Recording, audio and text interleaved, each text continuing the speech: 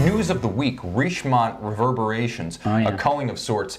Two CEOs stepping down, December sales week. What do you think about this?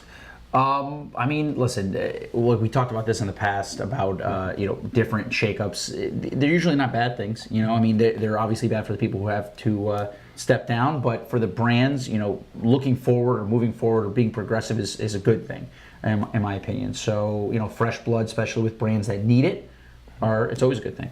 Yeah, I mean, here's the thing. 2016 was the year from hell for the Swiss watch industry. Oh, yeah. Profits dropped, volumes dropped, traditional markets like Singapore and Hong Kong imploded. The market for precious metal watches, long a value driver, collapsed, and to the tune of double digits. So what happened this week? Last year, Richemont removed its two CEOs and abolished the CEO positions altogether. Johann Rupert, plurality shareholder from the founding family back when it was Rembrandt, back when it was Old Tobacco and Cartier. He has taken up the position of chairman, and a very hands-on chairman at that. What happened just in this last week is we had a culling of sorts at Piaget, Vacheron Constantin, and Jaeger-LeCoultre out. Philippe Leopold Metzger, Juan Carlos Torres, and Daniel Rito, respectively, at Piaget, Vacheron, and Jaeger-LeCoultre. In Chabi Nouri at Piaget, longtime manager of their jewelry collection. Louis Furla at Vacheron Constantin, and a combination of George Kern, yes, that George Kern of IWC, lately of the Richemont board, and Geoffrey Lefebvre at JLC as acting captains of the brand. Lefebvre coming over from Vacheron. Now, Juan Carlos Torres and Leopold Metzger were long-serving Richemont pros. Torres had been with Vacheron since 1981, CEO since 2005. Metzger had been with Richemont in one form or another through its various iterations for 36 years.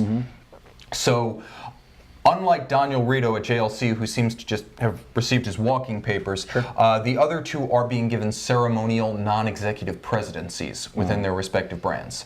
But again, they are definitely being kicked upstairs. This is important because Vacheron in particular had a terrible year. Talk a little bit about the reception of the Overseas for 2016. So, first I'm going to start by saying I have one on my wrist. I will give you the macro camera as best I can. So here's one of the new Vacheron Overseas, 42 millimeters. This one's the blue dial. It's the date, three-hand with a date. And I mean, the watch itself is a great watch. I think it's beautiful. The fact that it comes with the three straps, the quick change lugs. Here, I can even demonstrate that real quick. It's so I just want to simple. give them a quick look at one of the key distinguishing points of the Open case Overseas back. of 2016.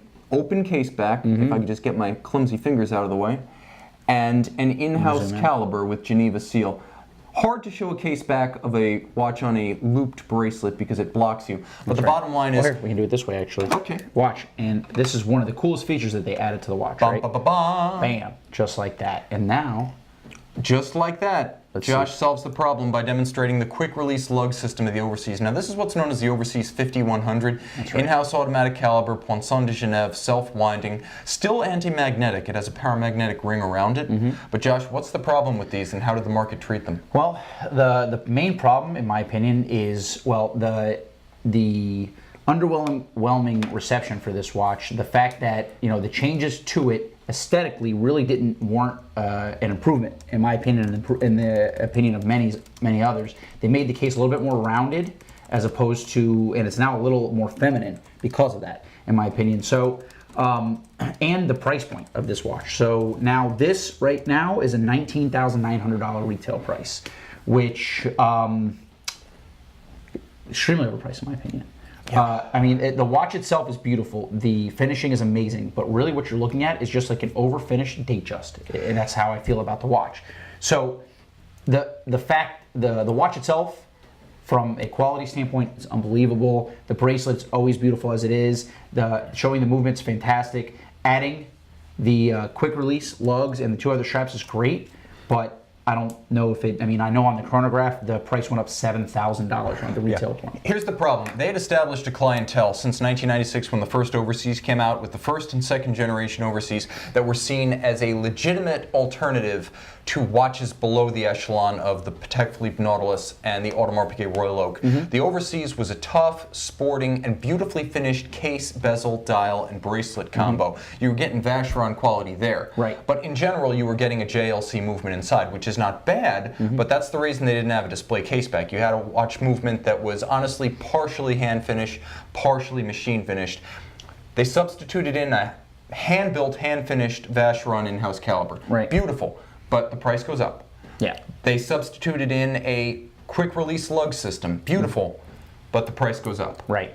And then finally, they redesigned the whole line wholesale, so they have a huge investment across the range. That's right. So they can't afford to discount, because this is quite literally the ship that was supposed to take them out of the iceberg field. Right. And it doesn't seem to have done that. I mean, the watch itself is beautiful, right? And if we're not talking about value, I think you're not going to find a better, time and date watch, stainless steel watch, that's going to be so versatile. I mean, you can wear this with a suit, you can wear this to the beach. There really isn't a better package in that regard.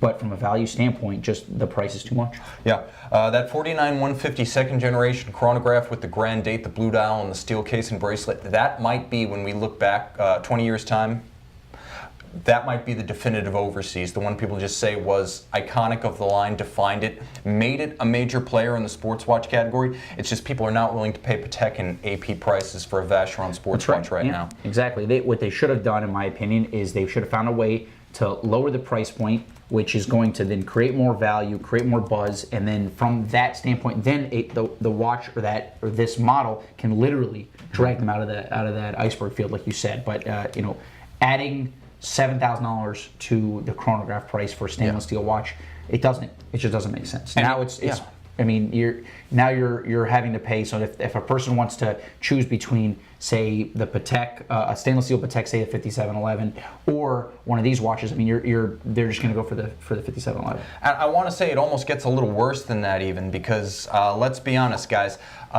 Those Vacheron Overseas Generation 2s were available on the gray market.